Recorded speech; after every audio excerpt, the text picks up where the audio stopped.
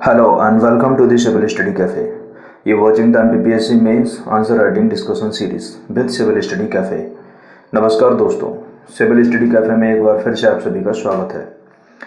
आज की हम डिस्कशन सीरीज में स्टार्ट कर रहे हैं 2018 का जीएस पेपर थर्ड, और जीएस पेपर थर्ड में हम स्टार्ट कर रहे हैं आज 3 मार्क्स के सारे क्वेश्चंस, 1 बाय 1 करके सारे के सारे क्वेश्चंस डिस्कस करने वाले हैं इस वीडियो लेक्चर सीरीज में। ओके गाइस, देखिए अभी तक हम 2018 का जीएस पेपर 1 पूरा का पूरा डिस्कस कर चुके हैं, चाहे वो पार्ट ए हो, चाहे वो पार्ट बी हो, चाहे उसमें 3 मार्क्स के सारे क्वेश्चंस हो, चाहे उसमें 6 मार्क्स के सारे क्वेश्चंस हो, और चाहे वो 15 मार्क्स के सारे क्वेश्चंस हो। इसी टाइप से हमने सेक्शन बी में भी 3 मार्क्स के, 6 मार्क्स के और साथ ही साथ में 15 मार्क्स के सारे क्वेश्चन हमने प्रैक्टिस कर लिए हैं, यानी कि डिस्कस कर लिए हैं। और सेकंड पेपर में भी ठीक हमने इसी टाइप से किया है कि 3 मार्क्स के, 6 मार्क्स के और 15 मार्क्स के सेक्शन ए और सेक्शन बी में सारे के सारे क्वेश्चन हम फुल्ली कंप्लीट कर चुके हैं, यानी कि पूरे के पूरे एक एक क्वेश्चन उठाकर हम सारे के सारे क्वेश्चंस डिस्कस कर चुके हैं। जिन लोगों ने भी इस वीडियो सीरीज़ को नहीं देखा है, यानी कि यदि आपको 2018 का जीएस पेपर 1 और जीएस पेपर 2 पर आंसर राइटिंग करनी है और आपको क्वेश्चंस समझ नहीं आते हैं, आप क्वेश्चंस में उलझ जाते हैं कि इसका आंसर क्या होगा, क्या कंटेंट मुझे उसमें लिखना है, तो आप इस वीडियो लेक्चर सीरीज़ को फॉलो कर सकते हो। इस पर आपको पूरा का पूरा कंटेंट ईजिली अवेलेबल हो जाएगा, जिसमें आपको ठीक से बताया गया है कि इंट्रोडक्शन कैसे होगा, बॉडी पार्ट क्या होगा और कंक्लूजन क्या होगा, और चाहे वो 15 मार्क्स के आंसर्स हों, चाहे वो 6 मार्क्स के क्वेश्चंस या आंसर्स हों, सारा का सारा डिटेल हमने डिस्कस किया है। तो आप इजीली इसको एक्सेस कर सकते हैं, सिविल स्टडी कैफ़े यूट्यूब पर सर्च कर सकते हैं और वहाँ पर आप इसको चैनल को सब्सक्राइब कर सकते हैं। और इसमें ऐसे लोगों को भी शेयर कर सकते हैं जिनके MPPSC में अभी प्री में उनका ठीक ठाक स्कोर रहा है, एटलीस्ट वो MPPSC मेंस में लगना चाहते हैं, चाहे उनका वो जोन में हो या नहीं हो, इट्स डजेंट मैटर, है ना।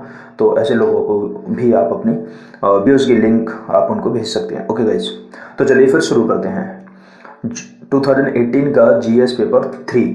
जीएस पेपर 3 में हम डिस्कस कर रहे हैं 3 मार्क्स के सारे क्वेश्चन सेक्शन ए के। Okay, so let's be start.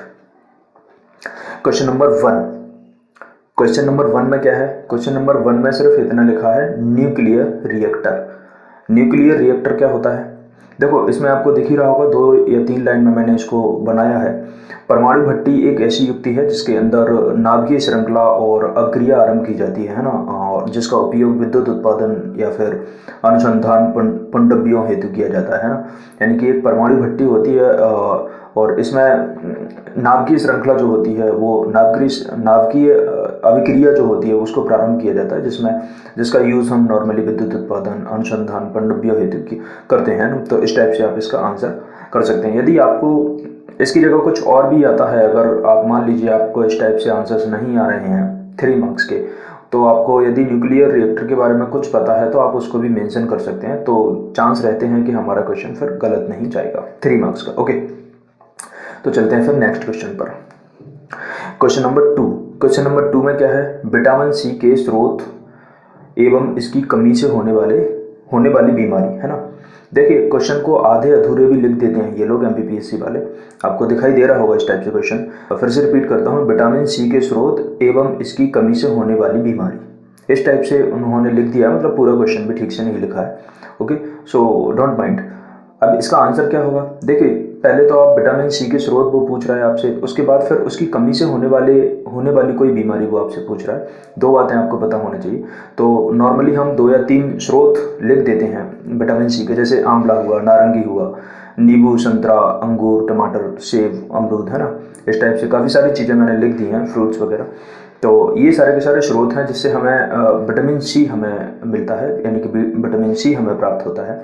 और बीमारी क्या होती है, यानी कि हमें विटामिन सी अगर हमारी बॉडी में कमी होती है, उसकी हमें वो ठीक से परिपूर्ण मात्रा में हमें वो नहीं मिल पाता है, तो उससे कौन सी बीमारियां हमें हो सकती हैं। जैसे स्कर्वी हो सकता है, मोतियाबिंद हो सकता है आपको, है ना। पाचन क्रिया जो है आपकी, उसको लेकर काफ़ी प्रॉब्लम्स क्रिएट हो सकती हैं, है ना। जैसे खाना नहीं पचता है कभी कभार, इस टाइप की चीज़ें, चर्म रोग, है ना। तो ये सारी की सारी बीमारियां विटामिन सी की कमी से हो सकती हैं। So that's all. आगे चलते हैं क्वेश्चन नंबर 3, यानी कि क्वेश्चन नंबर 3। एसिटिलीन एवं इसके उपयोग, एसिटिलीन एवं इसके उपयोग, ये क्या है?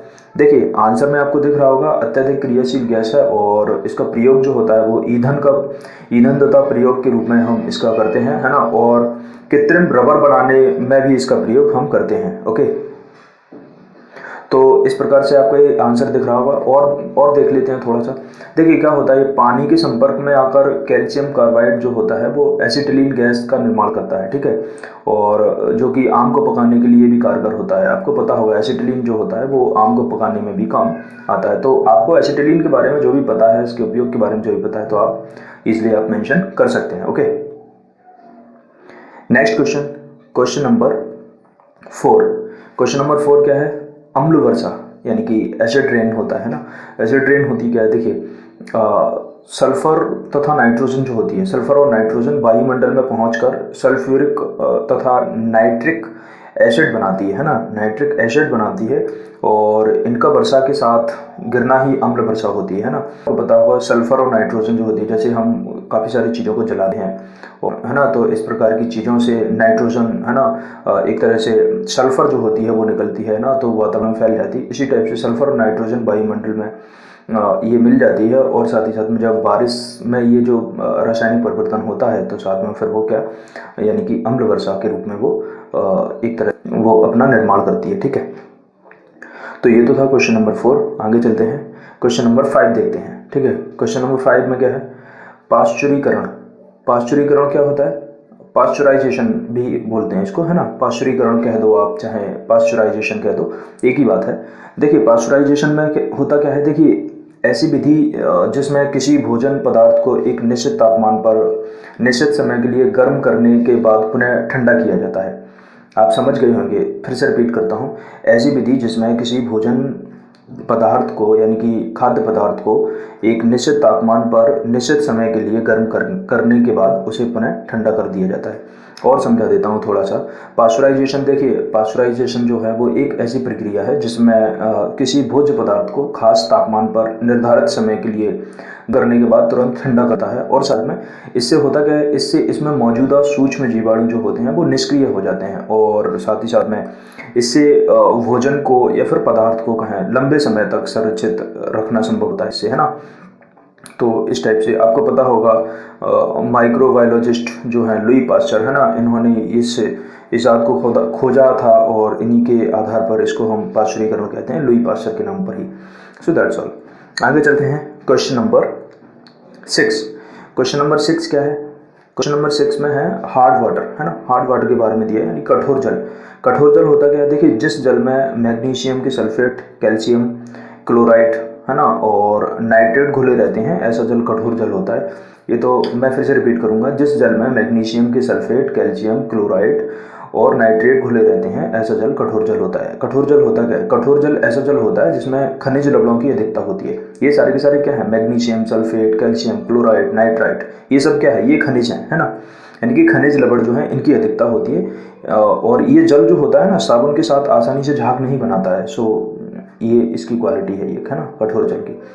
आगे चलते हैं next question, question number 7। Question number 7 क्या है? CFC। वो आपसे पूछ रहा है CFC क्या है ना। देखिए आपको पता होगा CFC का नॉर्मल मतलब तो होता है क्लोरोफ्लोरोकार्बन, आपको सभी को पता होगा। यदि आपको कुछ आता नहीं है आंसर में तो आप क्लोरोफ्लोरोकार्बन भी लिख के आ सकते हैं। जैसे आपको बिल्कुल भी कुछ नहीं आ रहा है, सिर्फ आपको इतना पता है कि CFC क्या होता है, क्लोरोफ्लोरोकार्बन, है ना, तो आप ये भी लिख सकते हैं। तो शायद वो आपको मार्क्स दे, शायद बिल्कुल ऐसे खाली नहीं छोड़ेगा, है ना। तो हम थोड़ा सा और देख लेते हैं। देखिए जब कार्बन परमाणु से क्लोरीन और फ्लोरीन जुड़कर यौगिक का निर्माण करते हैं, क्लोरोफ्लोरोकार्बन कहा जाता है ना। ये एक हेडिंग है, जैसे कि जब कार्बन परमाणु से क्लोरीन व फ्लोरीन जुड़कर यौगिक का निर्माण करते हैं तो वो क्या कहलाता है? क्लोरोफ्लोरोकार्बन, ठीक है। यानी कि देखो इसे प्रियॉन गैस भी कहा जाता है ना, CFC को प्रियॉन गैस भी कहा जाता है। और आपको पता होगा CFC द्वारा ओजोन परत को नुकसान होता है ना। सो ये चीज़ें भी आपको ठीक से पता होंगी। आगे चलते हैं नेक्स्ट क्वेश्चन पर। अब है क्वेश्चन नंबर 8। क्वेश्चन नंबर 8 क्या है? समुद्री घोड़ा। क्या होता है ये समुद्री घोड़ा? देखिए, गहरा समुद्र जब होता है ना, समुद्र के कई भाग होते हैं ना, कई पार्ट्स में हम डिवाइड करते हैं। जब हम ओशियन के बारे में हम स्टडी करते हैं, जैसे है ना, पठार होता है उसमें, है ना, मैदान होते हैं, फिर उसमें काफ़ी गहरा समुद्र भी होता है। तो होता यह है कि गहरे समुद्र में घोड़े के मुख की आकृति की एक मछली पाई जाती है ना, यानी कि एक फिश होती है जिसका मुंह जो होता है घोड़े की आकृति का होता है, और उसकी पूंछ जो होती है वो सांप जैसी होती है ना। उसको हम नॉर्मली क्या कहते हैं, जिसे हम समुद्री घोड़ा कहते हैं, यानी कि जिसको समुद्री घोड़ा कहा जाता है ना, आपको पता होगा। चलते हैं नेक्स्ट, आगे नेक्स्ट क्वेश्चन है क्वेश्चन नंबर 9। क्वेश्चन नंबर 9 में वो आपसे डायरेक्ट पूछ रहा है, right the full form UNESCO, ESCAP और यूएनडीपी, है ना। इनकी फुल फॉर्म आपको बता देनी है सिर्फ। देखो, फुल फॉर्म ही हम देख लेते हैं, ठीक है। यूनेस्को की फुल फॉर्म क्या होती है? यूनेस्को की फुल फॉर्म होती है यूनाइटेड नेशंस एजुकेशनल और साइंटिफिक एंड कल्चरल ऑर्गेनाइजेशन, है ना। तो फिर से रिपीट करता हूँ, यूनेस्को की फुल फॉर्म होती है United Nations educational, scientific and cultural organization, ठीक है। एस्कोप की क्या होती है? एस्कोप की होती है the scientific committee on problems of the environment, ठीक है, यानी कि the scientific committee on problems of the environment, ठीक है। यूएनडीपी का होता है यूनाइटेड नेशंस डेवलपमेंट प्रोग्राम। देखिए, आपको पता होगा यूएनडीपी जो है, यूनेस्को जो है, पहले मैं यूनेस्को के बारे में थोड़ा सा बता देता हूँ। देखो, इसका कार्य क्या है? इसका कार्य शिक्षा, प्रकृति तथा समाज विज्ञान, है ना, और संस्कृति तथा संचार के माध्यम से अंतर्राष्ट्रीय शांति को बढ़ावा देना, है ना, यूनेस्को का मेन मुख्य काम है। और ठीक उसी टाइप से हम यूएनडीपी की बात करें तो आपको पता होगा यूएनडीपी कई प्रकार की रिपोर्ट्स रिलीज़ करता है, एनुअल रिपोर्ट रिलीज़ करता है, जिसमें जैसे ग्लोबल डेवलपमेंट इंडेक्स, है ना, ग्लोबल हंगर इंडेक्स, और भी कई प्रकार की ये रिपोर्ट्स रिलीज़ करता है यूएनडीपी, ठीक है। लेकिन आपसे क्वेश्चन पूछा जा रहा है उसकी फुल फॉर्म, तो आपको सिर्फ फुल फॉर्म ही लिख के रफा दफा करना है, ठीक है। आगे चलते हैं, क्वेश्चन नंबर 10। क्वेश्चन नंबर 10 क्या है? प्लेग, है ना। प्लेग महामारी के कारक जीव, यानी कि उसके कारक जीव जो हैं, और इसके वाहक का वैज्ञानिक नाम, है ना। यानी कि दो चीज़ें आपसे पूछ रहा है, प्लेग जो महामारी है उसका कारक जीव कौन सा है और किसके द्वारा है, और इसके वाहक का वैज्ञानिक नाम क्या है ना। आपको पता होगा कारक जो है वो चूहों के पिस्सुओं के माध्यम से फैलता है, यानी कि प्लेग जो फैलता है वो किसके माध्यम से फैलता है? चूहों के पिस्सुओं के माध्यम से फैलता है, ठीक है। और इस वाहक का वैज्ञानिक नाम क्या है? इस वाहक का वैज्ञानिक नाम है थर्सीनिया पेस्टिस, है ना। इसका वैज्ञानिक नाम क्या है? थर्सीनिया पेस्टिस, ठीक है। तो ये आपका आई होप क्वेश्चन कंप्लीट हो गया। आगे चलते हैं, क्वेश्चन नंबर 11। क्वेश्चन नंबर 11 में क्या है? क्वेश्चन नंबर 11 में आपसे पूछ रहा है, किन्हीं दो जैविक कीटनाशी वैज्ञानिक नाम बताइए। फिर से रिपीट करता हूँ, किन्हीं दो जैविक कीटनाशी वैज्ञानिक नाम बताइए। देखिए, पहला तो है ट्राइकोडर्मा, यानी कि पादप रोग के उपचार में इसका यूज़ किया जाता है, ठीक है। और दूसरा है वैक्यूलोवायरेसिस, ठीक है, वैक्यूलोवायरेसिस, यानी कि इसका कीटों एवं संधिपादों पर हमला करना है ना, इसका काम, ये जो इस टाइप से काम करता है, ठीक है। तो ये क्वेश्चन थोड़ा अजीब सा क्वेश्चन है, ठीक है। आगे चलते हैं, क्वेश्चन नंबर 12। क्वेश्चन नंबर 12 में क्या पूछ रहा है? क्वेश्चन नंबर 12 में वो पूछ रहा है, सूर्य के प्रकाश में पाए जाने वाले प्राकृतिक रंगों के क्रमबद्ध नाम लिखिए। देखिए, काफ़ी सारे लोगों को नाम तो पता होते हैं कौन कौन से कलर्स होते हैं रेनबो में, ठीक है, लेकिन वो क्रमबद्ध नाम पूछ रहा है, तो क्रमबद्ध में थोड़ा सा आपको कन्फ्यूजन हो सकता है ना, थोड़ा सा कन्फ्यूजन हो सकता है। जैसे आपने एक ट्रिक बनाई होगी, वैजानी हैप्पी नाला, ठीक है, वैजानी हैप्पी नाला को आप उल्टा कर दोगे तो ये क्रमबद्ध नाम इसके आ जाएंगे। तो एक छोटी सी एक ट्रिक मैं आपको बता रहा हूँ, वैजानी हैप्पी नाला है उसको आप उल्टा कर दीजिए, तो ये सारे के सारे, जैसे कि लाल, नारंगी, पीला, हरा, नीला, जामुनी और बैगनी, है ना, ये क्रमबद्ध नाम है किसके? सूर्य के प्रकाश में जो पाए जाने वाले प्राकृतिक रंग जो होते हैं उनका ये सारा का सारा ये क्रमबद्ध तरीके से सारे के सारे नाम है कलर्स के, ठीक है। आगे चलते हैं, क्वेश्चन नंबर 13। क्वेश्चन नंबर 13 में क्या है? क्वेश्चन नंबर 13 में है, एक लड़का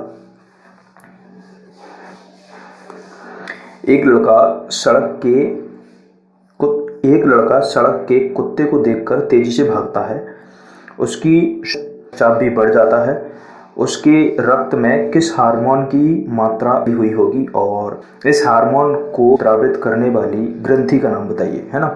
देखो दो चीज़ें ही पूछ रहा है वो, हालांकि इतनी लंबी उसने कहानी लिख दी है, तो आप कंफ्यूज मत होना कि यार ये क्या तीन में ऐसे कैसे पूछ रहा है। कोई दो ही बातें पूछ रहा है आपसे, ठीक है। दो बातें फिर से रिपीट करता हूँ। एक लड़का सड़क के कुत्ते को देखकर भागता है। अब इसमें तो कुछ लिखना ही नहीं है, वो तो सिर्फ बात बता रहा है क्या है। उसकी श्वसन दर तेज हो जाती है, ये भी बात बता रहा है, ठीक है। तथा रक्तचाप भी बढ़ जाता है, इसमें भी कुछ नहीं है, ठीक है। इसके रक्त में किस हार्मोन की मात्रा अत्यधिक बड़ी होगी, ठीक है। पहला तो वो ये पूछ रहा है किस हार्मोन की मात्रा अत्यधिक बड़ी होगी। दूसरा क्या पूछ रहा है, वो पूछ रहा है दूसरा इस हार्मोन को स्रावित करने वाली ग्रंथि का नाम बताइए। तो दो ही बात है वो आपसे पूछ रहा है, कोई लंबा नहीं है, ठीक है। तो देख लेते हैं आंसर। देखो इस स्थिति के अनुसार रक्त के एंड्रोनिल हार्मोन जो होता है, एंड्रोनिल हार्मोन की मात्रा बड़ी होगी उसकी, और इस हार्मोन को स्रावित करने वाली ग्रंथि जो है एंड्रीनल, है ना, एंड्रीनल ग्रंथि है। तो आप आई होप दोनों बात को आप फुलफिल कर देंगे इस टाइप से। तो क्वेश्चन नंबर ये था 13। आगे चलते हैं, अब देखते हैं क्वेश्चन नंबर 14। क्वेश्चन नंबर 14 में है ब्लीचिंग पाउडर क्या होता है ना। ब्लीचिंग पाउडर क्या होता है, इसके दो उपयोग बताइए। देखिए पहले तो आपको एक लाइन में या जैसे भी आपको मिल रहा है, जो भी आप कर पाते हैं, ब्लीचिंग पाउडर के बारे में आप बता दीजिए। देखिए इसका रासायनिक नाम कैल्शियम हाइपोक्लोराइट होता है ना, हाइपोक्लोराइट होता है। और इसका उपयोग जो होता है पानी को शुद्ध करने में, है ना, और साथ ही साथ में क्लोरोफॉर्म और क्लोरीन गैस बनाने में भी इसका यूज होता है। तो ये हमने ऐसे कंप्लीट कर दिया, ठीक है। आगे चलते हैं क्वेश्चन नंबर 15। क्वेश्चन नंबर 15 में क्या है, किन्हीं तीन हरित ग्रह यानी कि ग्रीन हाउस गैसेस जो होती हैं उनके नाम लिखिए। तीन ग्रीन हाउस गैसेस, उसके नाम लिखने हैं आपको। इसको डायरेक्ट सॉल्व कर लेते हैं। देखिए सबसे पहली गैस है कार्बन डाइऑक्साइड, जिसको CO2 बोलते हैं, और उसके बाद मीथेन, जिसको CH2 बोलते हैं, और उसके बाद नाइट्रस ऑक्साइड, जिसको NO2 भी बोलते हैं ना। तो ये आई होप सारे के सारे क्वेश्चन इस टाइप से हमने कंप्लीट कर लिए हैं। आगे की सीरीज़ में हम 6 मार्क्स के क्वेश्चंस लेकर आएंगे थर्ड पेपर के, ठीक है। उसके बाद फिर 15 मार्क्स के लेकर आएंगे। इसी टाइप से हम सारी की सारी सीरीज चलाएंगे। तो आप कोशिश कीजिए कि आप जितने भी आपके कांटेक्ट में हैं क्वेश्चंस को ज़्यादा से ज़्यादा लोगों तक फैलाइए, ताकि लोग आंसर राइटिंग तक पहुंच पाएँ। क्योंकि देखिए आपको इंस्टीट्यूट पर आप एक लंबी फीस भरते हैं, एक मोटी फीस भरते हैं, उसके बावजूद भी आपको आंसर फ्रेम करना नहीं आता है, आप आंसर राइटिंग तक वो इंस्टीट्यूट आपको नहीं लेकर आ पाते हैं। तो ये एक बहुत बड़ी बात है। और यहाँ पर आपको फ्री ऑफ कॉस्ट सारी की सारी चीज़ें आपको बहुत अच्छे से मिल रही हैं, सिलेक्शन यहाँ से ले सकते हैं। तो कोशिश कीजिए अच्छी चीज़ के लिए। और हमारा सिविल स्टडी कैफे का मेन मोटिव है वो है क्वालिटी एजुकेशन प्रोवाइड करवाना, और वो भी जैसे फीसलेस, है ना। तो इस टाइप से आप चैनल को आगे से आगे फैलाइए, और जितना हो सके जितना इस चैनल के मेंबर्स को और ज़्यादा, इस फैमिली को और ज़्यादा लंबी फैमिली आप बनाइए। सो इट्स योर्स रिस्पॉन्सिबिलिटी, है ना। तो गाइज आपको आई होप वीडियोस पसंद आ रहे होंगे। अगर आपको वीडियोस पसंद आ रहे हैं तो लाइक कीजिए, सब्सक्राइब कीजिए, और कमेंट सेक्शन में जाके कमेंट्स भी कीजिए। और साथ ही साथ में अपने फ्रेंड्स के साथ कई सारे ग्रुप्स में इसको शेयर कीजिए, ताकि हमारी सिविल स्टडी कैफ़े की जो फैमिली है वो काफ़ी एक लंबी फैमिली बने। Okay guys, so thanks for watching this video. जय हिंद।